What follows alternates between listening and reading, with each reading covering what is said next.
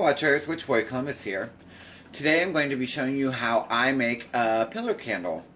I have filmed this a couple times, so I'm going to insert like little clips of me doing some of the stuff because, but my camera was, for some reason, some of the video didn't have sound.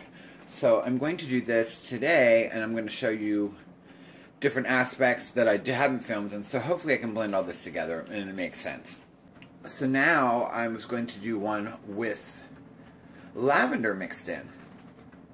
Because I had some lavender that I got from the witch's cabinet. I actually got it from Amazon, but the witch's cabinet, you can find that online.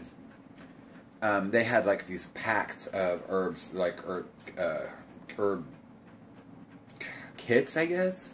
But they're groups, like 1, 2, 3, you know what I mean? So I came from one of those.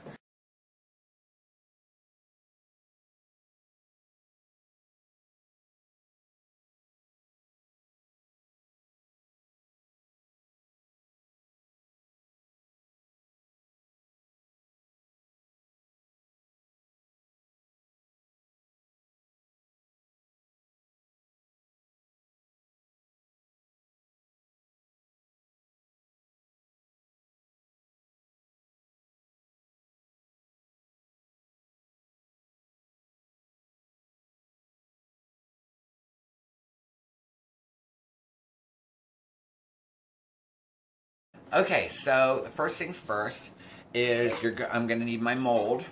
This is a pillar mold. This is a wick holder thing. I can't remember the exact name, but that's what it is. So I need that. I also need, which I've kind of saved, I need my wick screw, which is this. It's just a little Phillips head screw that goes actually in here and that holds the top of the wick, because this side is actually the top, that's the bottom. Okay. And mold sealer, which looks like already chewed gum right here. This is something that I've already used. It comes in this strip. I got this kit from Peak Candles. I found the kit online on Amazon, and then they actually just advertise through Amazon, but you actually order through Peak. And it's P-E-A-K, Candle Supplies. They also can teach you how to make soaps, all different kinds of candles, and they carry all the supplies to make them. And it comes like in these strips. See, it's like, that's what it looks like in this little thing. I'm trying not to use as much of it because I'll run out. And then I need wick, which I've stuck my wick in this bag. But this is braided wick. And I got this as a kit. It's called the Scented Pillar Making Kit. It's like $63. But it came with everything I needed. So then I just buy what I need to replace individually. So first I'm going to take my wick and I'm going to thread it through the top, but the bottom of this mold. Then you just want enough left out this side. Like the first one I had was like this long, and you don't really need all that.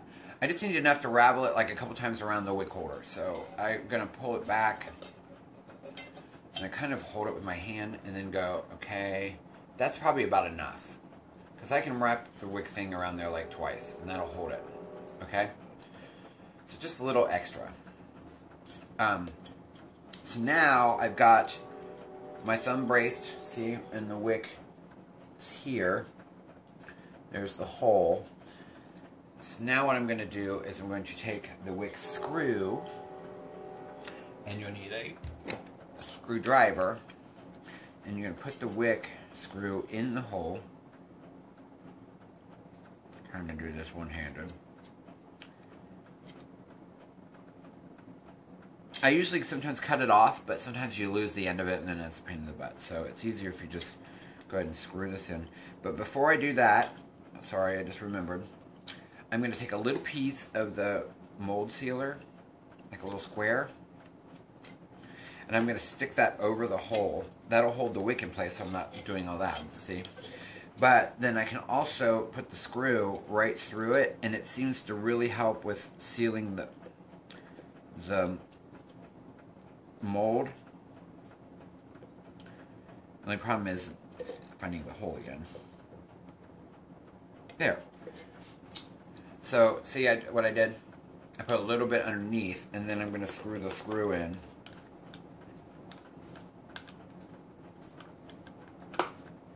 Like that. Okay? And you don't want to screw it too tight because it'll bend your mold, but you want to get it in there securely, and that helps to secure it so you're not, you know what I mean, so the wax doesn't get around it. So then I have all this extra wick, right? So we're going to take, I have my little sewing scissors, and I'm just going to take it and cut it off. And there's not much left there. That's good. I don't need that much. So, waste not, want not, you know what I mean? So then I'm going to take this mold sealer and put it right over top of what I just did. And after a while you have to replace it because it does get wax in it. But now that I started to put the little piece underneath the screw and then putting more on top, it's not leaking. So I'm able to save my mold sealer, which before it was still leaking out a little bit because I was just putting it right over top of the wick like it said in the instructions. But I, trial and error, have figured this out. Okay, so I'll show you what this looks like. Looks like that. Okay, so it's sealed. Then your wick is right here. Okay, so then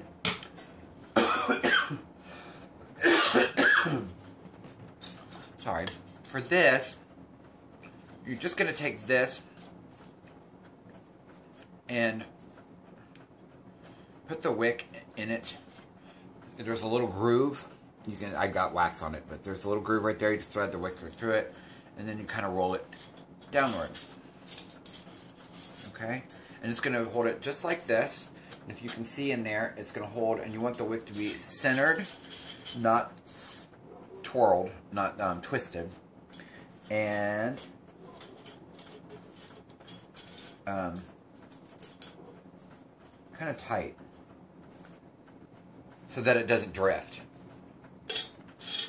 It's easier once you get wax in there, but for now, it's what it looks like. Okay, the wick is in the middle, and it's going to hold it right on top.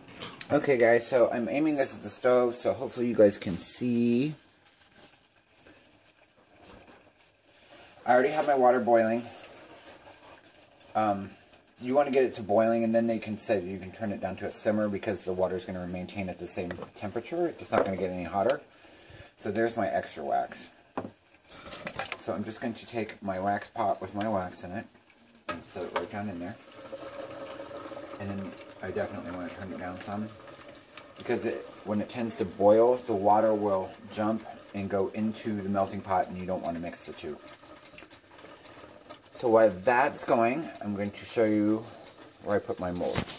Okay, so I have my mold here. I made sure my wick is centered.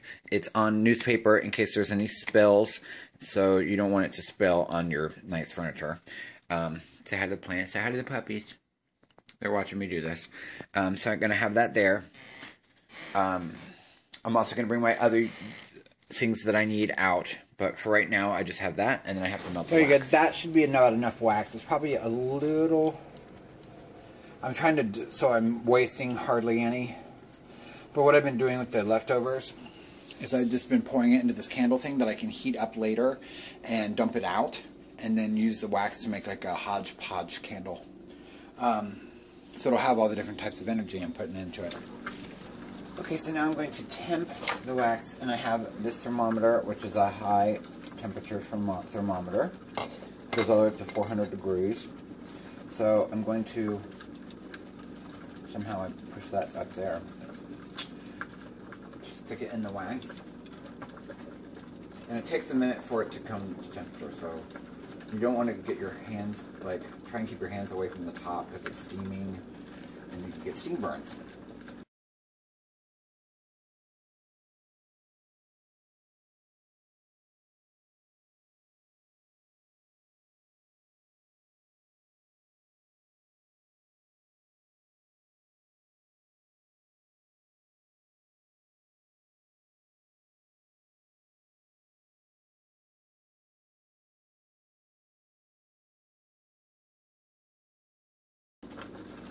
Okay, so my wax is at almost 180 degrees, which is good. So now what I'm going to do is I'm going to add my fragrance oil. Essential oils will work too. But you want to just, it's about an ounce. So I just eyeball it.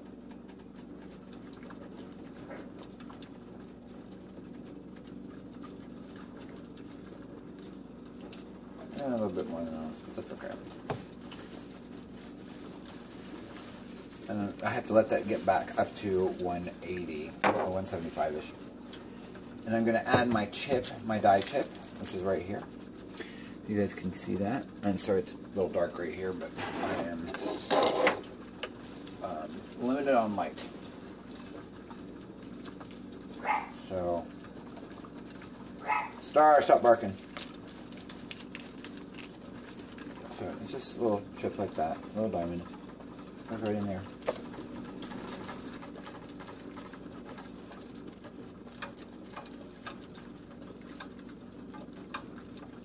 Okay, so now I'm going to show you how I crush up the lavender to put in the candle, and since this is the first time was doing this, that will be an experiment. I'm going to have my roommate hold the camera. Watch your finger. Your finger's in the way. Don't do that. Okay, so first I got my bag of lavender, which I got from the witch's cabinet, and I'm going to pour some of it into my mortar pestle thing. Probably about half. And then I'm going to just crush it up like this, so it's a little bit finer. It's just little dinky flower buds now, but this helps to release some of the scent and makes it a little bit powder, so when I blend it in, maybe it'll be a little bit more even. It doesn't shrink that bad. I did it earlier and I burned it as incense and it was really nice. Okay, so it starts to do that and you can really start to smell it. And I'm going to crush that up, and then I'm going to layer it into the into the candle mold. I'm going to pour some wax, pour some of this in. I'm going to mix some of it in as I'm melting it, and I'll show you how I do that here in just a moment.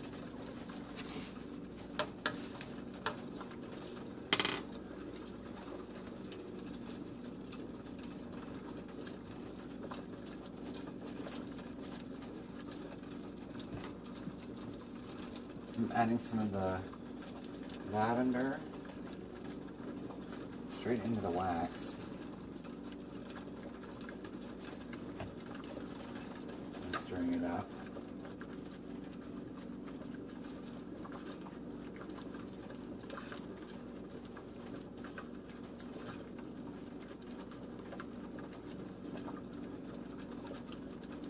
I'm going to put some of the lavender into the wax mold.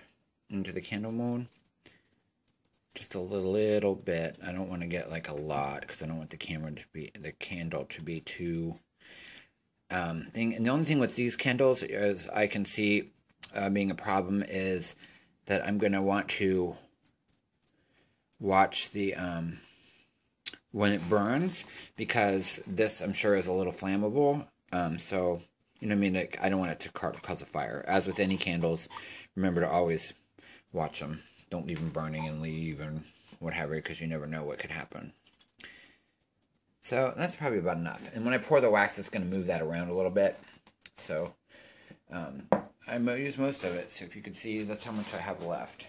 Just this little bit. Okay, guys. So my wax is at temperature. I'm going to turn off the heat and remove my wax.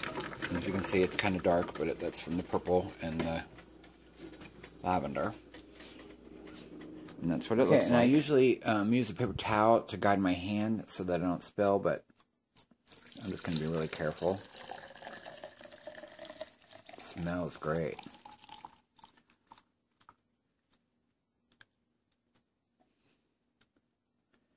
Okay, and that's probably as much as I want to fill it, like an inch from the top, because it's going to settle, and then I have to poke relief holes in it. So for now, we're just going to let that sit there. And then I'll show you when I poke the holes. You do want to leave your excess, turn off your heat, and leave your excess wax. I just set it on the paper. It's not as hot, but you want to be careful. You might want to use a pot holder. But I just set it right on this paper. But like I said, probably use a pot holder. But you don't want to return it to heat right now because you don't need it for a while, and this has to set. So this almost has to completely set before you're going to need this again. So this can cool, and then you'll just reheat it later. So you need this extra wax to top this off, because this is going to sink when it cools, and it'll sink down probably another inch. Even after I poke the relief holes. That's to keep the heat coming out, and so that it doesn't pull the wick off center. So I'm going to have to do that, but until then, everything's set. So you guys, it's got a layer on top. Once you get the layer, you have to use something, and you want to poke holes like this.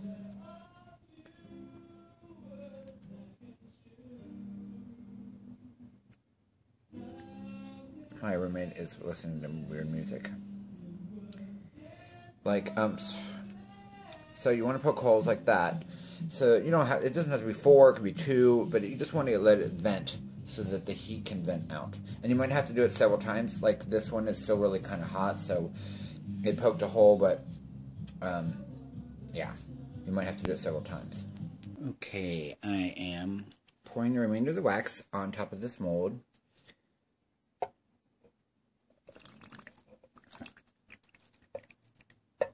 You want to get it kind of close to the top. It's still going to sink a little, but I think that's about as full as it will be. If you can see that, it's kind of close. Hi guys, I am about to take my candle out. So I finished the candle, and it is cooled, and so this is what it looks like. I'm going to show you how to get it out of the mold. So first I need my screwdriver to get the wick screw out. I can take this wick holder off. Just unravel it like that. And go over there. So that's what it looks like. That's the bottom. So you actually can take the like a pair of scissors and just trim that off right flush up against the thing like that. So that's done. And there's the mold sealer is on the bottom. And you want to. I've been saving it so that, because you don't get very much.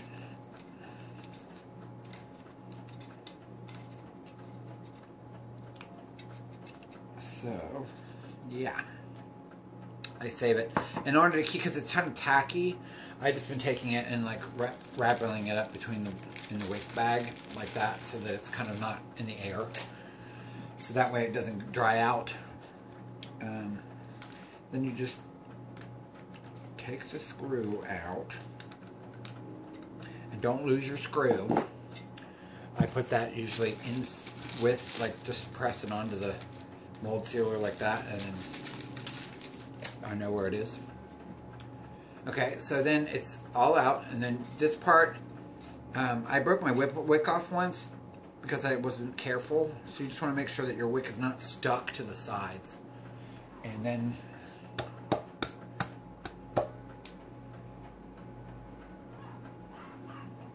ta-da! And sometimes it does that, where my wick is, the screw has like torn the wick. So I'm just going to trim it, and then you can dig that out like a little bit with a knife or something. Just a little bit, because the wick is really short. That way it smells awesome. And look, it's got the lavender on the top, if you can see that. And then it's basically, it kind of settles, so it's in the candle, but it's also here around where I had to pour the second thing of wax, and on the bottom. So, but it is on the top, which is cool. And it almost came out the same color as my other candle, which is weird because I used 2 dye chips for that one. I used pink and purple. But this is definitely lavender. Cool. And then you don't really have to do much else because the candle holder is good to go. It's better. It actually gets better after you've used it a couple times because it builds up a little bit. It's just the candles just slide right out. Like that. I think that one. That's why that pulled my wick. Is because I didn't get the wick totally unstuck. So, and that is how you make a pillar candle. So if anyone has any questions, shoot them in the box below. Ask me a question, or send me a message, or post in VR. If you have any questions. Remember, for this, because I did put the lavender in it, and as with all candles, you want to make sure that you never leave it burning unattended. And this, because the lavender might catch fire a little bit. So, I mean, if you're paying attention to it and it's on a holder, I don't think it's going to do any damage. But you don't want it near anything. So, in case the flame would get high, and that you're watching it. But that's why I did it like that, so that it would kind of smolder a little bit. Awesome. Well, you guys have a great day, and blessed be.